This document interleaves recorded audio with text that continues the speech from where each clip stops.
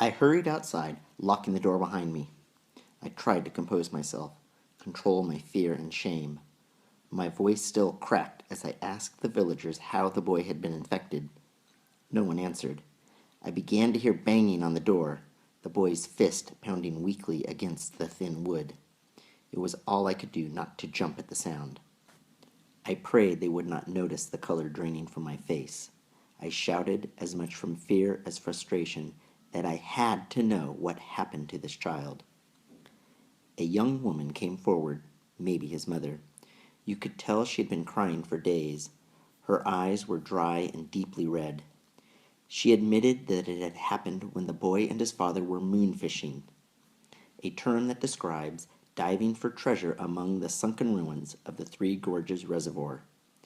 With more than 1,100 abandoned villages, towns, and even cities, there was always the hope of recovering something valuable.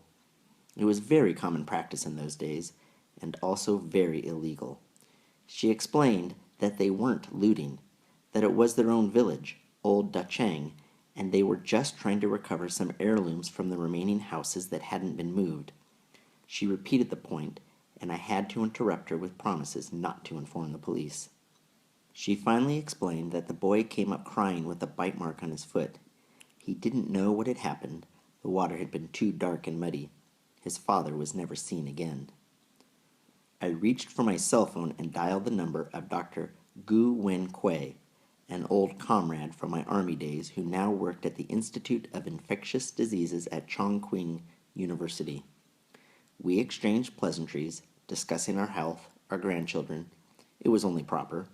I then told him about the outbreak and listened as he made some joke about the hygiene habits of hillbillies. I tried to chuckle along, but I continued that I thought the incident might be significant. Almost reluctantly, he asked me what the symptoms were. I told him everything. The bites, the fever, the boy, the arm. His face suddenly stiffened. His smile died. He asked me to show him the infected. I went back to the meeting hall and waved the phone's camera over each of the patients.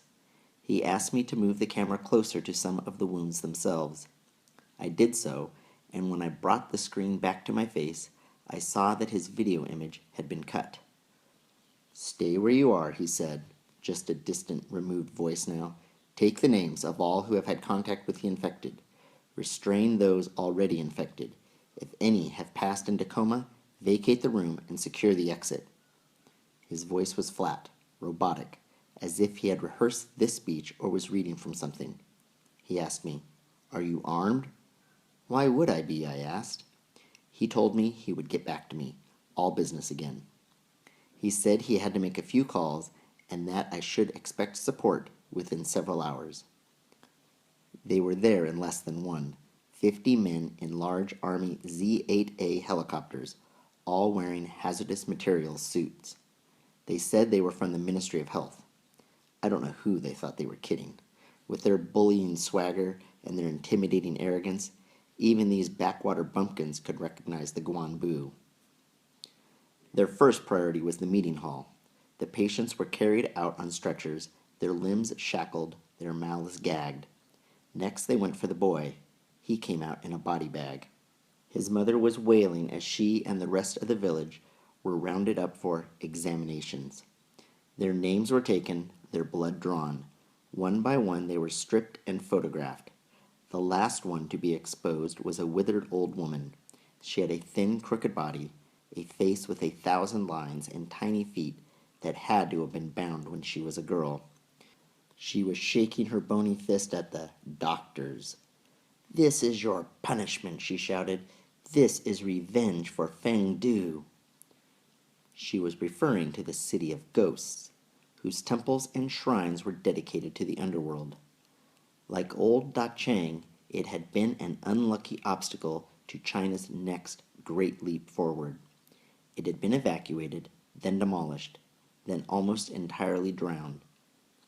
I've never been a superstitious person, and I've never allowed myself to be hooked on the opiate of the people. I'm a doctor, a scientist. I believe only in what I can see and touch. I've never seen Feng Du as anything but a cheap, kitschy tourist trap. Of course, this ancient crone's words had no effect on me, but her tone, her anger. She had witnessed enough calamity in her years upon the earth. The warlords, the Japanese, the insane nightmare of the Cultural Revolution. She knew that another storm was coming, even if she didn't have the education to understand it. My colleague, Dr. Quay, had understood all too well. He'd even risked his neck to warn me, to give me enough time to call and maybe alert a few others before the Ministry of Health arrived. It was something he had said, a phrase he hadn't used in a very long time, not since those minor border clashes with the Soviet Union. That was back in 1969. We had been in an earthen bunker on our side of the Ussuri, less than a kilometer down from the Chen Bao. The Russians were preparing to retake the island, their massive artillery hammering our forces. Gu and I had been trying to remove shrapnel from the belly of this soldier, not much younger than us. The boy's lower intestines had been torn apart. His blood and excrement were all over our gowns. Every 7 seconds a round would land close by, and we would have to bend over his body to shield the wound from falling earth. And every time we would be close enough to hear him whimper softly for his mother. There were other voices, too, rising from the pitch darkness just beyond the entrance to our bunker, desperate, angry voices that weren't supposed to be on our side of the river. We had 2 infantrymen stationed at the bunker's entrance. One of them shouted Spetsnaz and started firing into the dark. We could hear other shots now as well. Ours or theirs, we couldn't tell. Another round hit, and we bent over the dying boy. Gu's face was only a few centimeters from mine. There was sweat pouring down his forehead. Even in the dim light of one paraffin lantern, I could see that he was shaking and pale. He looked at the patient, then at the doorway, then at me, and suddenly said, "Don't worry. Everything's going to be all right." Now this is a man who has never said a positive thing in his life. Gu was a worrier, a neurotic curmudgeon. If he had a headache, it was a brain tumor. If it looked like rain, this year's harvest was ruined.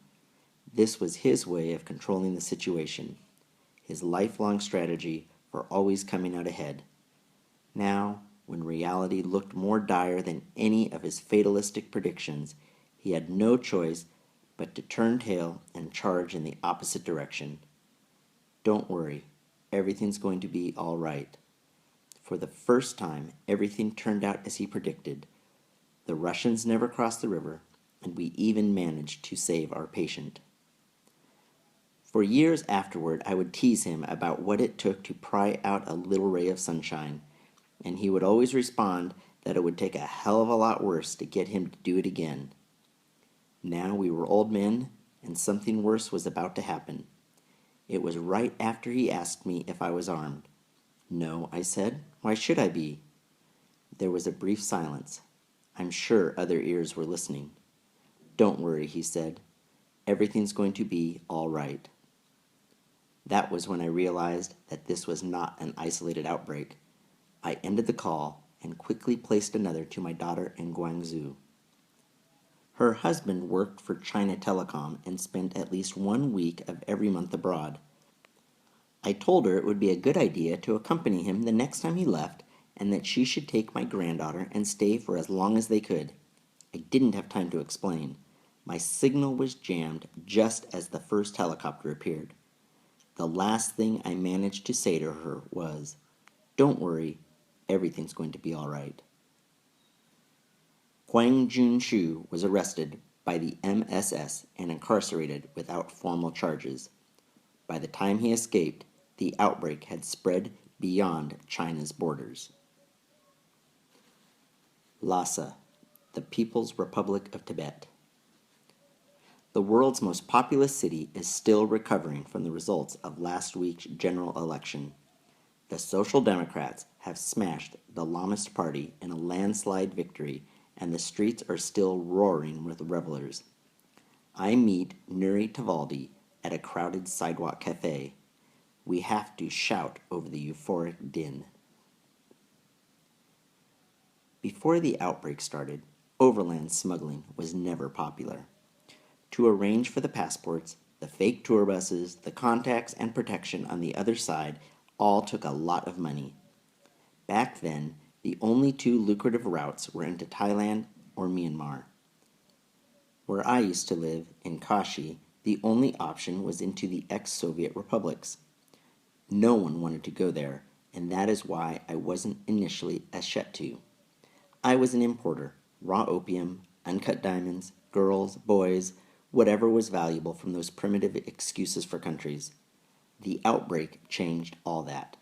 Suddenly, we were besieged with offers, and not just from the Ludong Renku, but also, as you say, from people on the up and up. I had urban professionals, private farmers, even low-level government officials. These were people who had a lot to lose, and they didn't care where they were going. They just needed to get out. Did you know what they were fleeing? We'd heard the rumors. We'd even had an outbreak somewhere in Kashi. The government had hushed it up pretty quickly, but we guessed. We knew something was wrong. Didn't the government try to shut you down? Officially, they did. Penalties on smuggling were hardened. Border checkpoints were strengthened. They even executed a few shetou publicly, just to make an example. If you didn't know the true story, if you didn't know it from my end, you'd think it was an efficient crackdown. You're saying it wasn't? I'm saying I made a lot of people rich.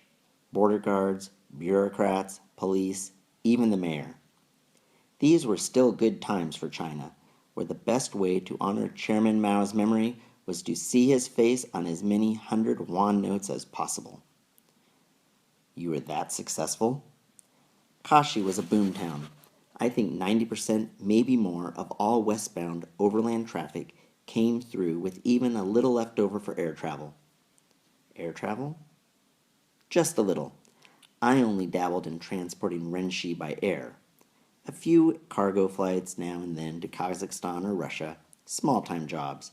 It wasn't like the East, where Guangdao or Shenzhou were getting thousands of people out every week. Could you elaborate? Air smuggling became big business in the eastern provinces. These were rich clients, the ones who could afford pre-booked travel packages and first-class tourist visas. They would step off the plane at London or Rome or even San Francisco, check into their hotels, go out for a day's sightseeing, and simply vanish into thin air. That was big money. I'd always wanted to break into air transport. But what about infection? Wasn't there a risk of being discovered? That was only later, after Flight 575. Initially, there weren't too many infected taking these flights. If they did, they were in the very early stages. Air transport, shetou, were very careful. If you showed any signs of advanced infection, they wouldn't go near you. They were out to protect their business. The golden rule was, you couldn't fool foreign immigration officials until you fooled your shetou first. You had to look and act completely healthy, and even then, it was always a race against time. Before Flight 575, I heard this one story about a couple, a very well-to-do businessman and his wife. He had been bitten. Not a serious one, you understand, but one of the slow burns, where all the major blood vessels are missed.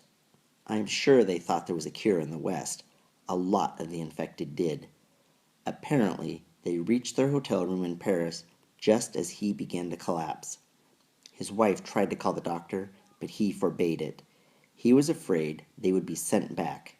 Instead, he ordered her to abandon him, to leave now before he lapsed into coma.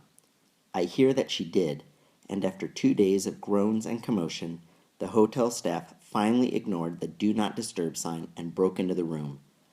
I'm not sure if that is how the Paris outbreak started, though it would make sense.